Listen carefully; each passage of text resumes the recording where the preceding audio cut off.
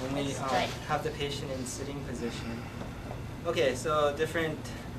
Well, first of all, the dotting. This can be applied on pretty much any part of the body. Okay.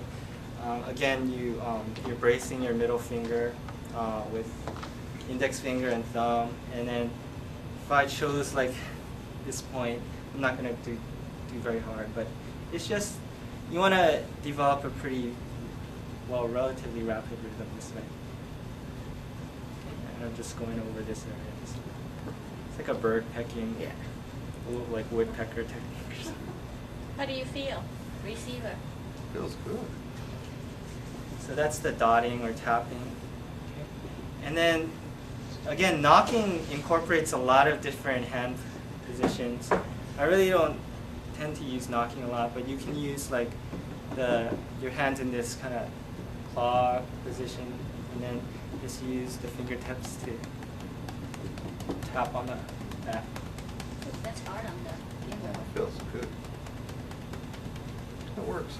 Okay, and again, there are different surfaces. I'm not going to go over all of them, but you can use the thenar eminence here, hypothenar eminence of the heel of the palm.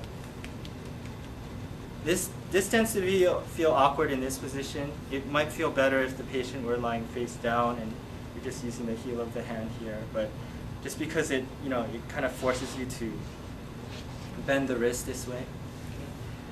Okay, so those are some forms of the knocking, right? There are also, you can also use the back of the open hand this way.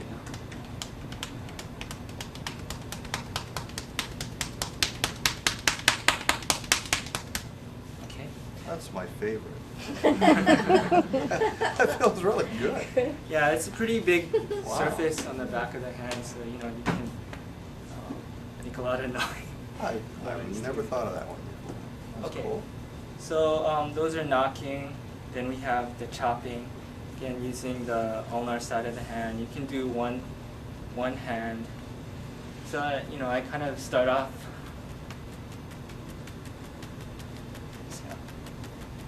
You can also do two hands. So this is what I mean by starting off syncopated. Like, so you don't start off 1, 2, 3, 4. Like it's like didn't, and then you can just kind of go into it.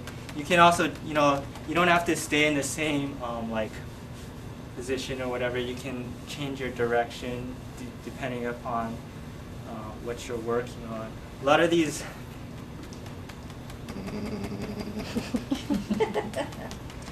So you don't want to do percussion techniques on bone. That's one thing. So you kind of avoid the scapula, the shoulder blade. So if you're doing this on upper back or whatever, you can work this area, the top of the trapezius to between the shoulder blade and the spine, but you don't want to be, you can, but then, the scapular spine, for one thing, it's not very comfortable for you to be striking, bone on bone. And the scapular spine right here is pretty bony. So if you start hitting that, then,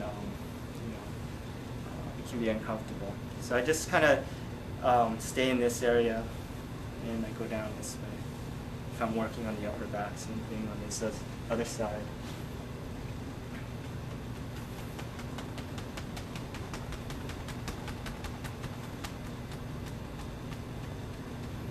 And then if you kind of lose your rhythm, then you can slow down, whatever, Okay, that's the chopping with both hands.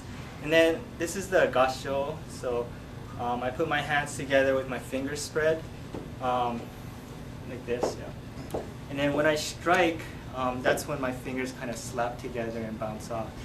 So this is pretty fun.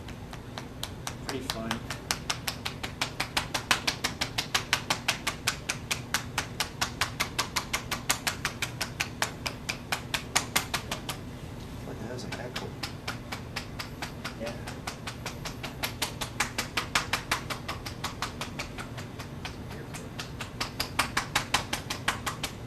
Okay, so good for the upper back, particularly. It's almost like a double strike. Boom, boom. Yeah. Okay. Those are the different forms of chopping, and then of course there's using a fist is a pretty popular thing. Okay. Again, try to keep your fist pretty loose. Okay.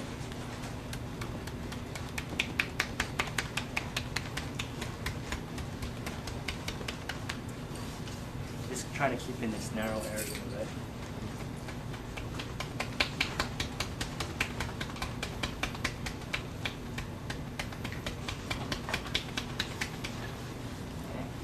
You can also use a really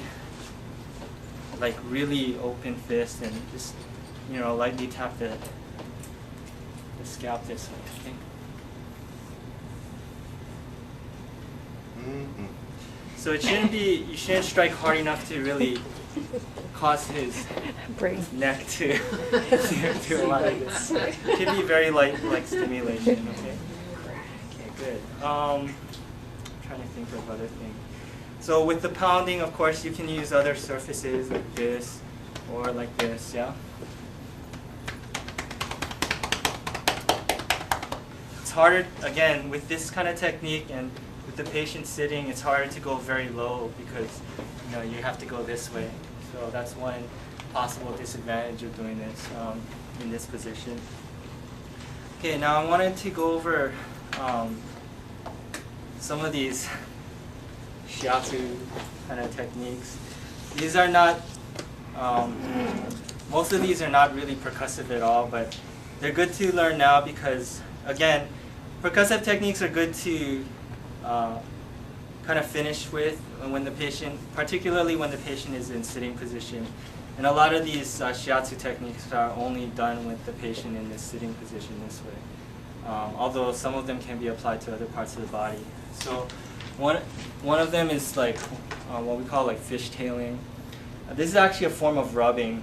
Okay, just imagine that the hand is like a fishtail, and then fishtail swims like this, right? You can also imagine like when you're putting the hand here that you're trying to slap the patient repeatedly or something. But this is the surface that's contacting the patient's body, and you're just like rubbing it back and forth this way. So you can start off pretty, kind of faster.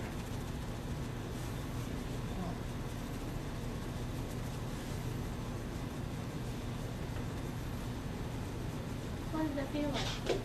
Feels good. Good cannot be used. In other words, No, it's really unique. It has each one of them makes that muscle relax a different way. Okay, the next one is, we call this the centipede and the crab.